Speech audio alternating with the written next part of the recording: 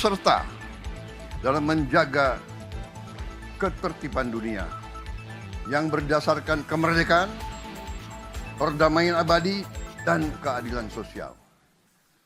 Pertama-tama, izinkan saya menyampaikan bahwa undangan ini, di mana saya diminta berbicara di hadapan majelis yang penting ini, adalah kehormatan besar bagi saya sebagai Presiden Republik Indonesia. Hari ini saya berbicara dengan wakil-wakil dari seperempat manusia yang ada di bumi ini. Saudara-saudara adalah wakil-wakil dari seluruh umat Islam, dari negara-negara Islam di dunia. Karena itu, ini adalah kehormatan yang sangat baik bagi saya. Terima kasih atas kehormatan ini. Pada hari yang baik ini, di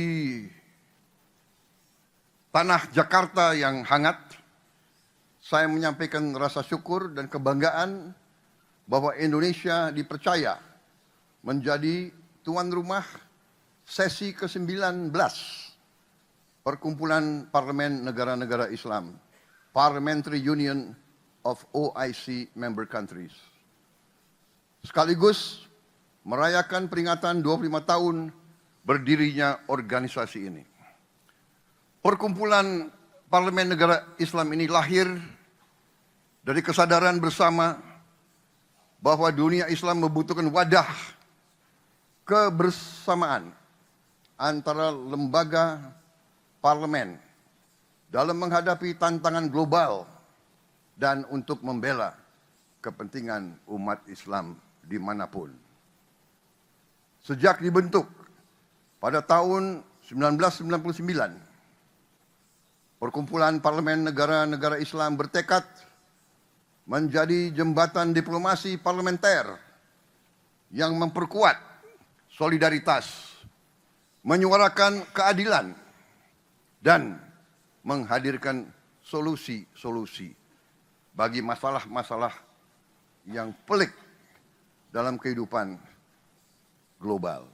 Dalam hal ini dan dalam dunia yang kini tengah dilanda polarisasi, konflik, saingan antara negara-negara besar, keberadaan organisasi ini semakin penting, semakin relevan, dan semakin mendesak. Lebih dari itu, izinkan saya menegaskan bahwa konstitusi negara kami, Undang-Undang Dasar 1945, secara tegas mengamanatkan kepada bangsa Indonesia untuk turut serta dalam menjaga ketertiban dunia yang berdasarkan kemerdekaan, perdamaian abadi, dan keadilan sosial. Ini adalah kompas moral dan dasar pijakan utama kebijakan luar negeri bangsa Indonesia. Hadirin sekalian yang saya hormati dan saya muliakan, sebelum kita membahas isu-isu besar yang tengah dihadapi dunia Islam sekarang, saya mengajak kita semua merenungkan kisah dan keteladanan para tokoh besar dalam sejarah Islam. Kisah-kisah mereka bukan hanya catatan sejarah, tetapi sumber nilai dan sumber inspirasi yang sangat relevan bagi tantangan yang kita hadapi hari-hari ini.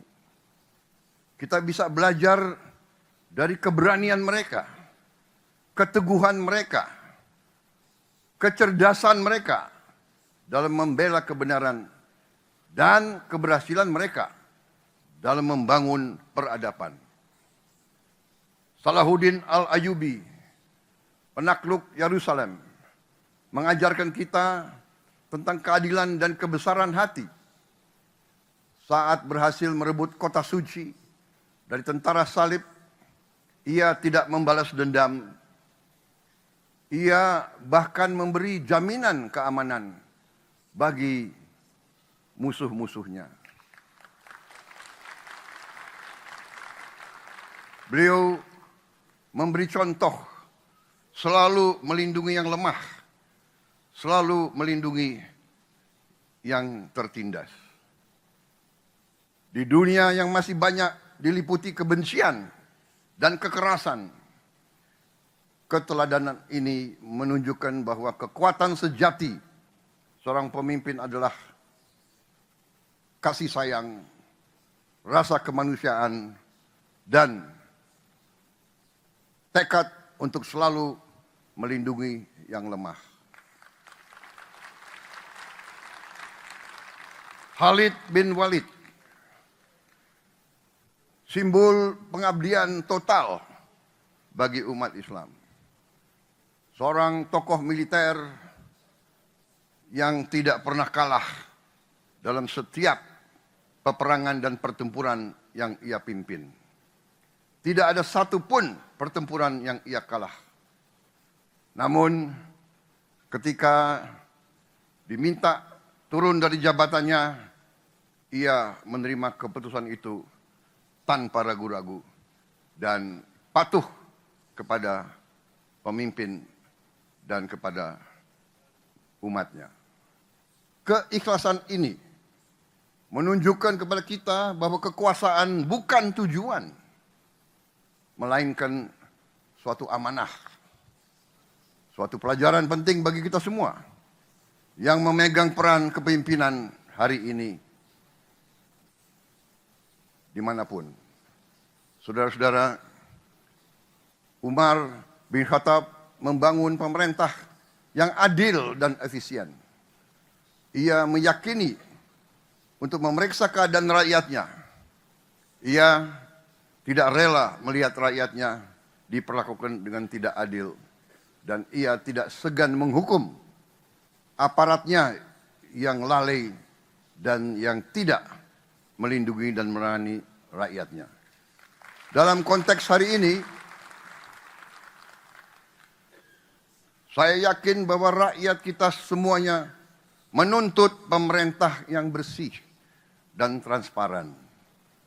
Teladan Umar bin Khattab adalah panggilan untuk bertindak, bukan sekedar berwacana. Karena itu saya sangat menghormati tema pertemuan ini, yaitu good governance dan strong institutions.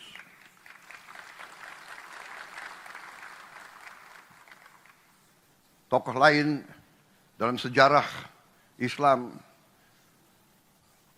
yaitu Muhammad Al-Fatih, penakluk Konstantinopel di usia 21 tahun. Simbol dari pemimpin yang menggabungkan ilmu pengetahuan, sains, iman, dan visi. Ia mempersiapkan penaklukan bukan hanya dengan kekuatan, tapi dengan teknologi, logistik, dan moral yang tinggi. Ia menunjukkan bahwa pemuda Islam bisa menjadi pemimpin dunia jika dibekali pendidikan dan keyakinan yang benar. Hadirin yang saya muliakan, beberapa hari yang lalu saya mendapat kehormatan berbicara di hadapan parlemen Turkiye di Ankara. Dalam forum itu saya menegaskan kembali komitmen Indonesia, komitmen bangsa Indonesia yang tidak akan pernah surut, tidak akan pernah berhenti dalam membela hak rakyat Palestina untuk merdeka.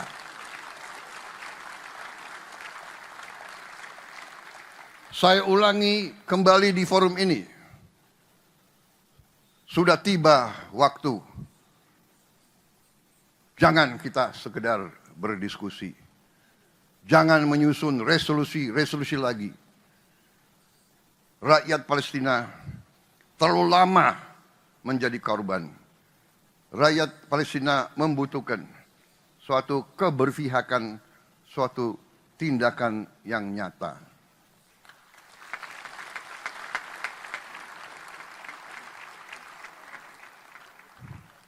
Indonesia akan terus berdiri bersama Palestina.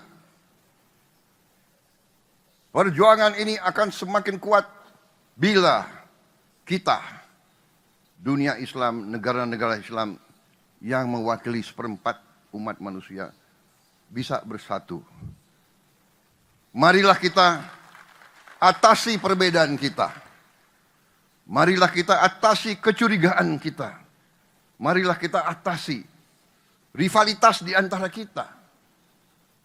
Marilah kita lihat hal-hal yang penting, yaitu keselamatan umat Islam. Marilah kita melihat masa depan peradaban Islam. Islam pernah memimpin dunia dalam peradaban, dalam sains dan teknologi. Dan kita harus kembali untuk meraih sains dan teknologi supaya kita bisa mengangkat kesejahteraan rakyat kita. Tidak mungkin kita kuat kalau rakyat kita miskin. Tidak ada negara miskin yang kuat. Untuk itu kita harus keluar dari kemiskinan. Kita harus berjuang untuk mengangkat rakyat kita masing-masing dari kemiskinan. Dan untuk itu dibutuhkan pemerintah yang bersih. Hanya dengan pemerintah yang bersih kita bisa mencapai kemakmuran.